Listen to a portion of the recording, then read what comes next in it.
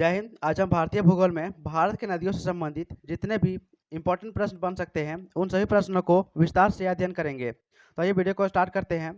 पहला है हिमालय पार की नदियां हैं। तो जो हिमालय पार की नदी है वह ब्रह्मपुत्र, सिंधु और सतलज नदी। तो ये ऑप्शन नंबर बी जो है वह इसमें सही होगा। अगला प्रश्न देखते हैं कि भारत की वृहत्तम नदी कौन सी है। तो जो भारत की वृहत्तम नदी है यह गंगा नदी है। कौन है? गंगा नदी। लेकिन प्रायद्वीपीय भारत की सबसे लंबी नदी बोलेंगे तो यह गोदावरी नदी होगी। कौन है? गोदावरी।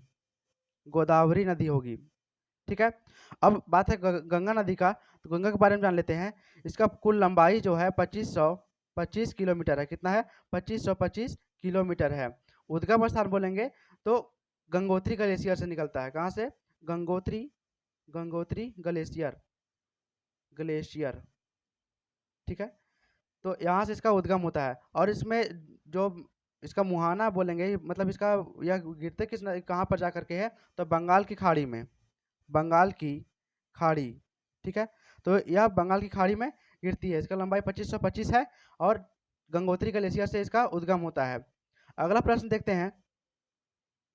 भारत के सबसे अधिक नौगामी नदियां हैं। तो भारत की सबसे नौगामी नदी में बारे में बोलेंगे तो गंगा और ब्रह्मपुत्र है। क्यों? क्योंकि देखिए नौगामी का मतलब होता है कि पानी में चलने वाले वैसे जलयान जो कि जिस नदी पर चल सकते हैं, मतलब कि जिस नदी का जो चौड़ाई है, चौड़ाई बोलेंगे उसका, या बोलेंगे उसका गहराई बोलेंगे, गहराई गहराई गहराई, ये सभी ऐसी हो कि इसमें कोई जलयान चल सके, उनको बोलते हैं नौगामी नदियाँ। तो ब्रह्मपुत्र और जो गंगा नदी है इनमें जो जलयान है वो आसानी से चल सकते हैं, इसलिए इसको नौगामी नदियाँ कहते हैं। तो इन दोनों को ऑप्शन नंबर बी इसका आंसर होगा। अगला प्रश्न देखते हैं। सॉरी, इसी में और देख लेते हैं। जब गंगा और ब्रह्मपुत्र के बारे में है तो गंगा और ब्रह्मपुत्र के बारे में जान लेते हैं। इन दोनों जब मिलता है जब बांग्लादेश में तो इसको मेघना के नाम से जाना जाता है। क्या कहते हैं? मेघना। मेघना। ठीक है। इसको मेघना कहते हैं मिलने के वाले स्थान को। ठीक है। और यह बांग्लादेश की एक मुख्य नदी है, मतलब दोनों मिल करके जो नदी बनाती है उसको बोलते हैं मेघना। और यह बांग्लादेश की मुख्य नदी है। कहाँ की? तो बांग्लादेश। बांग्लादेश की। ठीक है। यहाँ अगला प्रश्न है, निम्नलिखित में से कौन सी नदी सीधे गंगा में आकर के मिलती है? तो जो सीधा गंगा में आकर के मिलती है वह बेतवा नदी है। कौन है? बेतवा नदी। अब इसी प्रश्न में एक ऑप्शन है सोन नदी के बारे में। इसके बारे में जान लेते हैं। इससे बहुत इंपॉर्टेंट प्रश्न बनते रहते हैं।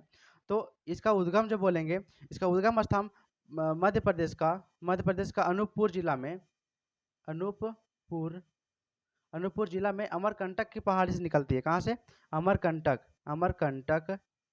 अमरकंटक की पहाड़ी से इसका उद्गम होता है। ठीक है। इसका दूसरा नाम बोलेंगे, एक और इसको नाम से जाना जाता है, इसको सोनभद्र शिला भी कहते हैं। इसको क्या कहते हैं? सोनभद्र शिला भी इसको कहते हैं। ठीक है। इसका विलय बोलेंगे तो इसका उद्गम तो हो गया, इसका विलय कहाँ पर होता है? तो गंगा नदी में। इसका गंगा नदी में इसका विलय होता है। अगला प्रश्न देखते हैं। गंगा और ब्रह्मपुत्र नदियों का उद्गम स्थान क्रमशः स्थित है। जो उद्गम स्थान है वह उत्तराखंड तथा तिब्बत में स्थित है। कहाँ पर? उत्तराखंड और तिब्बत में स्थित है। अगला प्रश्न देखते हैं। नेक्स्ट क्वेश्चन है, निम्नलिखित में से कौन सी नदी का उद्गम भारत में नहीं है? तो जो भारत में नहीं है वह है ब्रह्मपुत्र नदी। कौन है? ब्रह्मपुत्र नदी जो है इसका उद्गम जो है भारत में नहीं है। ठीक है। बल्कि ये तिब्बत के मानसरोवर झील से निकलता है। तिब्बत में मानसरोवर झील से इसका उद्गम होता है। तिब्बत में मानसरोवर झील से इसका उद्गम होता है। ठीक है। अब इसी में कावेरी नदी के बारे में जान लेते हैं। जो कावेरी नदी है यह तमिलनाडु में बहने वाली क्या है? एक नदी है। ठीक है। तमिलनाडु और कर्नाटक में बहने वाली नदी। तमिलनाडु एंड कर्नाटक। कर्नाटक में बहने वाली क्या है? एक सदा नीरा नदी है। ठीक है। अगला प्रश्न देखते हैं। तिब्बत में बहने वाली सांगपो तथा निम्नलिखित में से किससे होकर भारत में प्रवेश करती है? जो भारत में प्रवेश करती है या अरुणाचल प्रदेश से होकर के भारत में प्रवेश करती है। ठीक है। और अगला प्रश्न देखते हैं हम लोग। निम्नलिखित में से कौन सी नदी नामचा बरवा में यू टर्न लेती है? ये नामचा बरवा जो है हमने पिछले वीडियो में पढ़ रखा है कि एक दर्रा है ना, अरुणाचल प्रदेश में स्थित। इसी से होकर के जो ये ब्रह्मपुत्र नदी है भारत में प्रवेश करती है। ठीक है। यू टर्न लेकर के भारत में प्रवेश करती है। अब बात है ब्रह्मपुत्र नदी के है, तो इसके बारे में जान लेते हैं।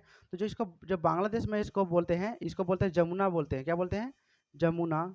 जमुना नदी बोलते हैं इसको, ठीक है। बांग्लादेश में इसका नाम जमुना पड़ जाता है, ठीक है। और इसको सांगपो भी कहते हैं, या नेपाल में बोलते हैं इसको सांगपो। क्या बोलते हैं? सांगपो बोलते हैं इसको नेपाल में। बांग्लादेश में जमुना बोलते हैं और नेपाल में सांगपो बोलते हैं।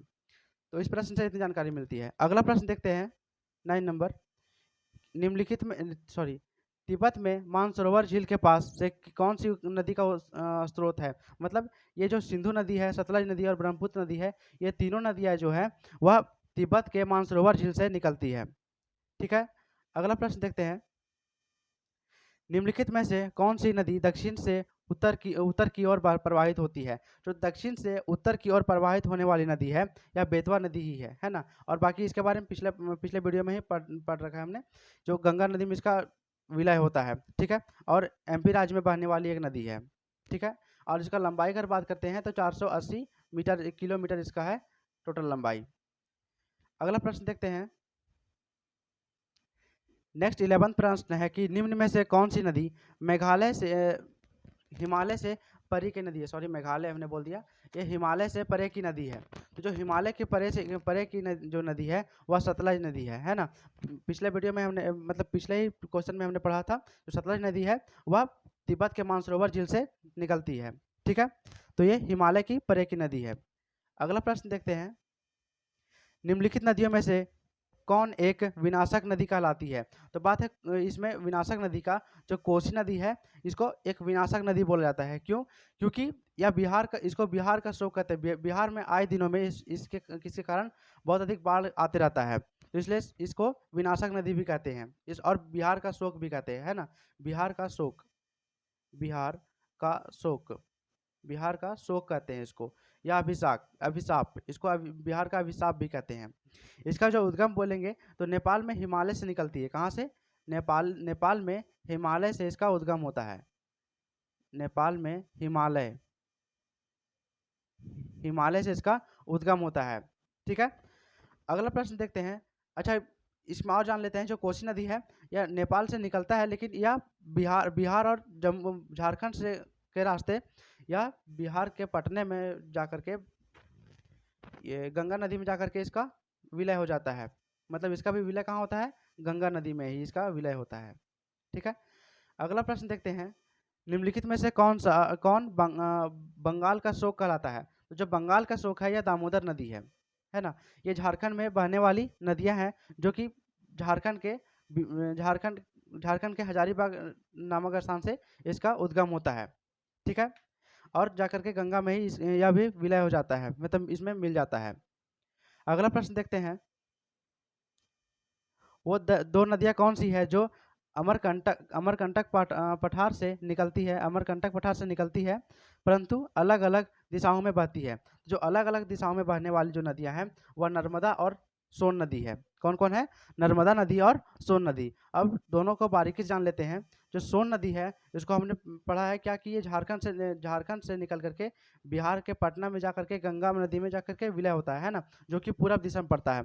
और जो नर्मदा है यह पश्चिम में जाकर के अरब सागर में इसका विलय होता है, अरब सागर में, ठीक है।